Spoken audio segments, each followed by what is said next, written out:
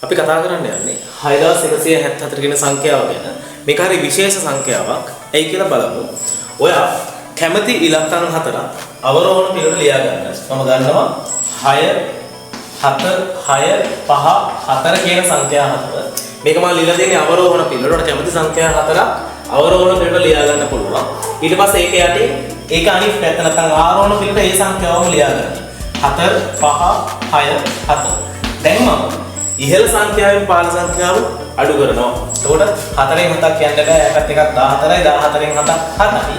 මෙතන තියෙන්නේ 4යි 14න් 6ක් 8යි. 5න් 5ක් බිඳුවයි. 7න් 4ක් 3යි. මේ ලැබුණු සංඛ්‍යාව නැවතත් අවරෝහණ පිළිවෙල සකස ගන්න ඕනේ. එතකොට මම ලියනවා මේක 8 7 3 බිඳුව. ඒකේ මඩින් පැත්ත බිඳුව 3 7 8. අඩු කරනවා වගේම 10න් 8ක් 2යි. 12න් 7ක් 5යි 6න් 3ක් 3යි 8න් බිඳුවක් 8යි. දැන් මේ ලැබුණු සංඛ්‍යාවක් නැවත අවරෝහණ පිළිවෙලට 8 5 3 2 ඒකම අනිත් පැත්තට 2 3 5 8. එතකොට 12න් 8ක් 4යි. මෙතන 2යි තියෙන්නේ 12න් 5ක් 7යි. 4න් 3ක් 1යි 8න් 2ක් 6යි.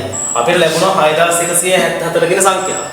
දැන් ඔයා කී වතාවක් මෙයාව මේ පිළිවෙලට අවරෝහණ පිළිවෙල සකසලා මේ බලන්න 7යි 6යි 4යි 1යි 1යි 4යි 6යි 7යි අඩු කරලා බලන්න 11න් 7ක් 4යි 13න් 6ක් 7යි 5න් 4ක් 1යි 7න් 1ක් 6යි නැවත හම්බෙන්නේ 6174 විතරයි.